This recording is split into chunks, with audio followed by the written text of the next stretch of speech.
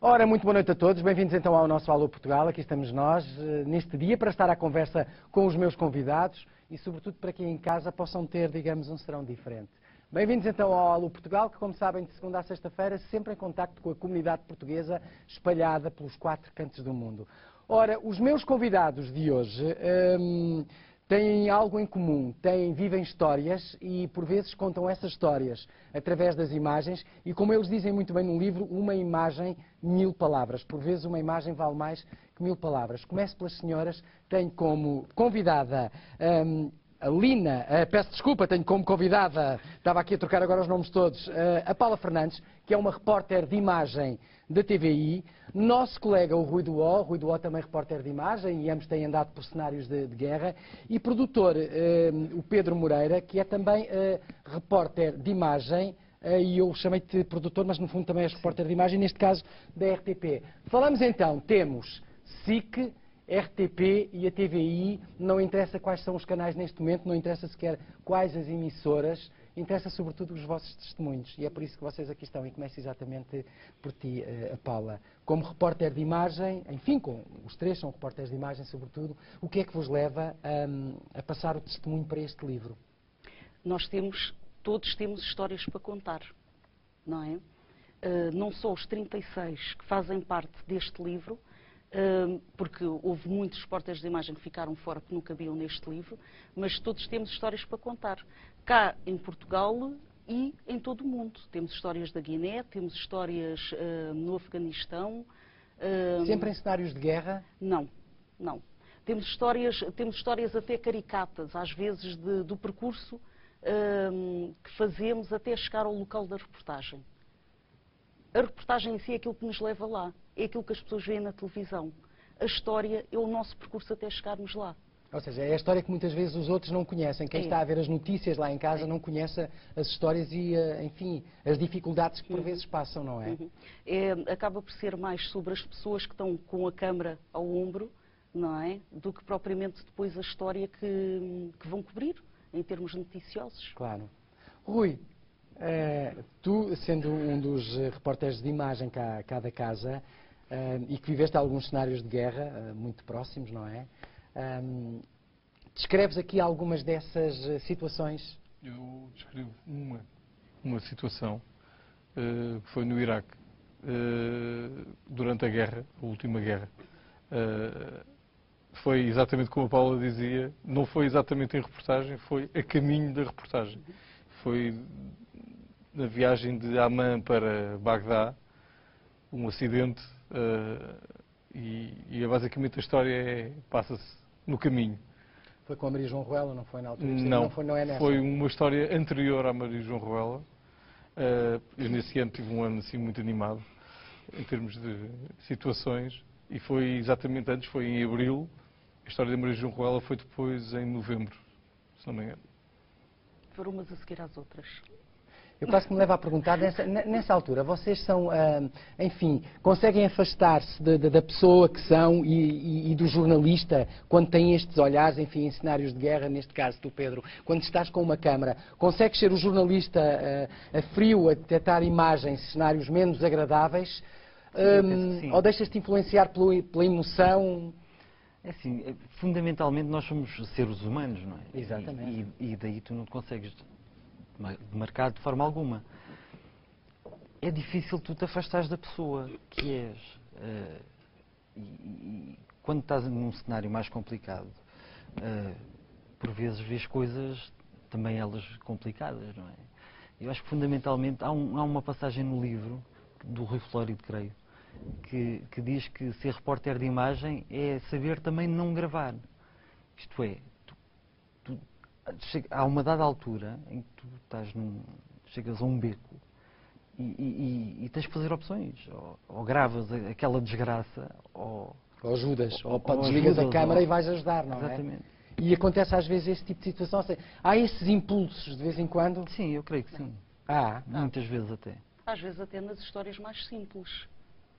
Nas histórias aqui ao virar da esquina, não é? Pois, não é necessário só serem cenários de guerra, não é? Claro que não.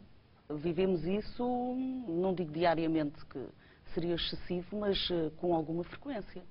Temos que proteger as pessoas. Eu acho que as pessoas nem se apercebem às vezes do quanto se expõem, porque confiam em nós. Abrem-nos as portas de casa, não é? Nós entramos e elas confiam em nós.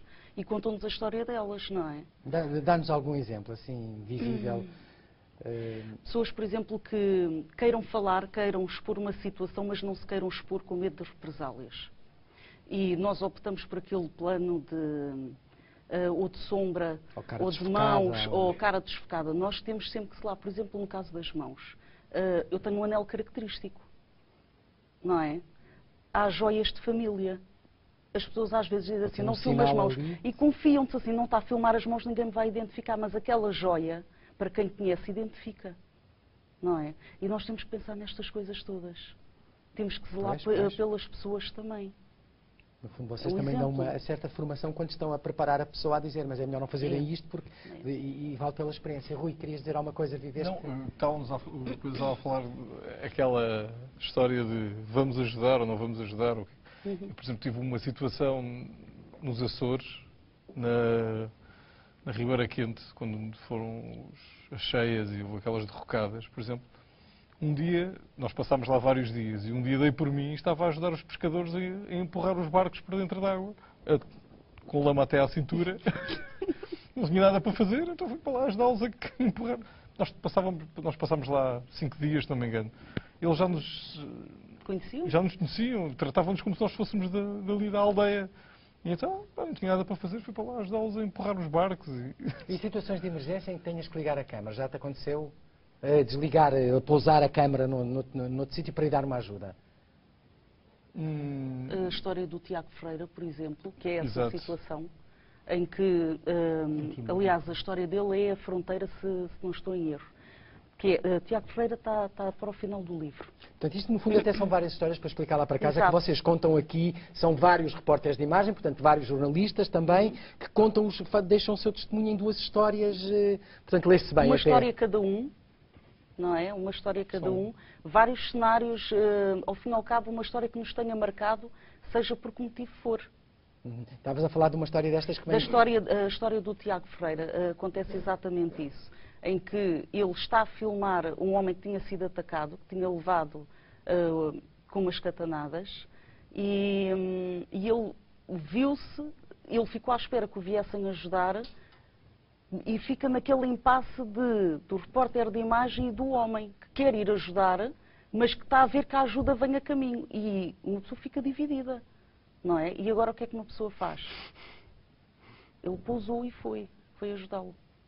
E se calhar ele não teria sobrevivido se ele não tivesse dado aquele passo, não é? Mas, por outro lado, não tem o plano. Pois, mas não tem o o plano, perdeu não é? o plano. Como nós dizemos na gíria, não tem o boneco da notícia. Exato. No fundo. E há ali eu acho há que uma fronteira. É a fronteira, é mesmo. Há ali uma fronteirazinha que por vezes não sabemos agir.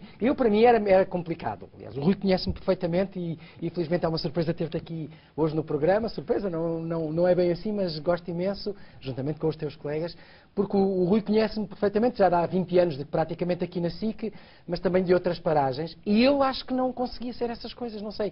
Digo eu, se calhar conseguia e depois, no momento de frieza com a câmara. Uma pessoa só nas situações é que sabe como é que por exemplo, com crianças, não é? Com crianças deve ser complicado. É mais complicado. É muito mais. Nem tem propriamente...